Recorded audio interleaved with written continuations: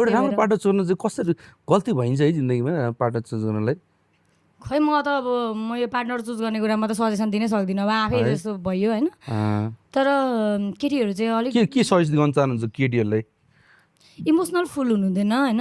अनि त्यो यो रिलेसन जाँदैन भन्ने कुरा सिग्नल चाहिँ अगाडि दिइरहेको हुन्छ क्या त्यो मान्छेले, त्यति बेला पछि ठिक हुन्छ भन्ने कुरामा अन्धविश्वास चाहिँ गर्नु हुँदैन। चान्सेसहरू दिन्छ केटीहरूले बढी? ओहो कति हो कति अब चाहिँ हुँदैन होला भन्ने हुन्छ। अनि आफू चाहिँ रोएर त्यो आँसु नै सकिसकेको हुन्छ नि, त्यो केटा चाहिँ अलिकति पिलपिल गऱ्यो भने मन पग्लिहाल्छ क्या। केटीहरूको चाहिँ त्यस्तो हुन्छ, केटीहरू सफ्ट हुन्छ नि त भित्रबाट। धेरै मेन कमजोरी त्यही हो केटीहरूको चाहिँ। म यतिको भएकोमा बे गर्दिनँ थिएँ कि अहिलेको स्टेजमा म त यस्तो थिइनँ क्या। म त एकदमै कस्तो थिएँ धेरै इमोसनल थिएँ। अनि त्यसमा मलाई केही थाहा थिएन। अनि त्यही एक करोड भेड जस्तो क्या त्यो एउटा मान्छे देखेपछि अब अरू कोही नै नदेख्ने, आमा बाउ संसार सङ्गीत केही नदेख्ने त्यस्तो भयो। अनि त्यस्तो चाहिँ हुनु हुँदैन किनभने सबैजनाले रेस्पेक्ट र माया चाहिँ डिजर्भ गर्छ। मोस्ट इम्पोर्टेन्ट चिज के रहेछ कुनै पनि म्यारेज ठिकाउनलाई? मोस्ट इम्पोर्टेन्ट चिज कम्प्रोमाइज चाहिँ बोथ साइडबाट हुनुपर्छ, एउटाले मात्रै गरेर चाहिँ हुँदैन।